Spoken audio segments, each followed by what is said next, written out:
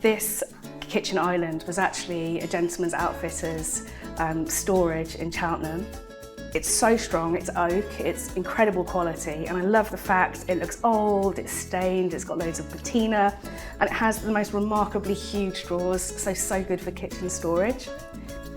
The other thing in this kitchen which is super practical is how we store the plates and glasses. I did have a vision of very swanky joinery for all our plates, but sadly our budget ran out at that point. So we use this commercial chrome racking for all of our bits and bobs for eating on and drinking out of.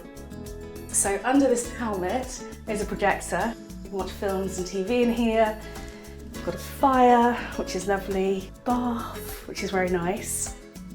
But the best secret in here is that if you go through these doors,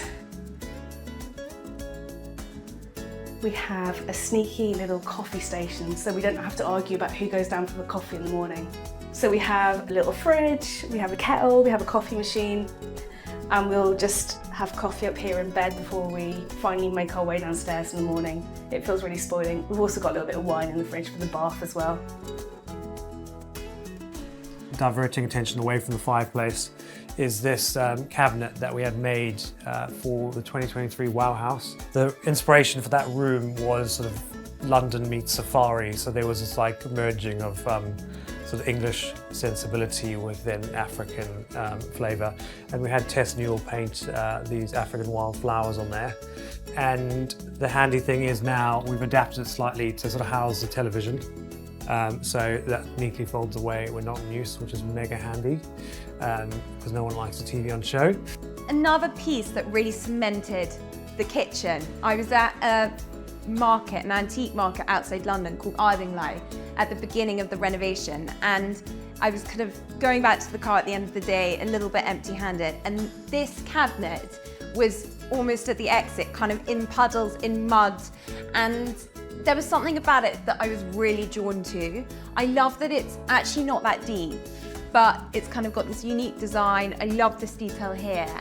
Surprisingly, it actually houses a lot of stuff, and I have quite a big glass collection, lots of trinkets and little bits I pick up at flea markets. I lined it in this wallpaper from Howe, and it's just a really nice detail that you kind of don't even really see until you get closer. You'll probably see that all the shelves have been softly plastered, and for that kind of like Cadillac-esque look, but much cheaper to do. I am not the tidiest person, so I definitely needed to have lots of places where I could put things, but I also really wanted some shelves. It's all a bit mismatched, not too perfect. I don't really believe in having like matching dinnerware. I like it all just being a bit thrown together. We designed these kind of curved, thin oak handles with the little groove on the sides of the doors.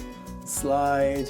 The Barbican original kitchens had this lower compartment with these little sliding glass cabinets, which we kind of thought was a nice homage to the original design.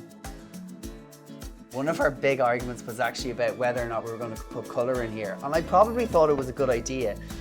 But you didn't express that at the time? No, I did not, because I probably also thought I just wasn't being heard in you kind of deciding what you wanted for the space.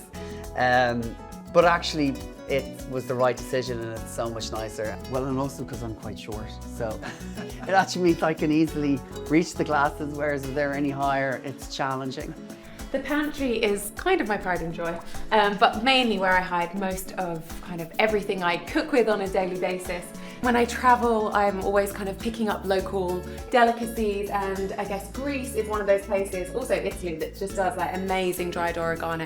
And I've really got like addicted to putting on everything. I would say there's a few spices that are kind of in very kind of quick rotation. Sumac, definitely one of them.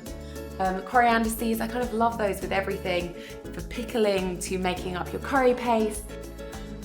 This lovely cabinet didn't come with these kind of curtains, so we put them on the inside to hide the mess on the inside. It's full of linen. We bought it from Belgium when we went on a sourcing trip. It was really inexpensive. I think it was like a couple of £100. And it's such a beautiful piece. I'm worried that if we ever leave the house, how we're going to get it out of here.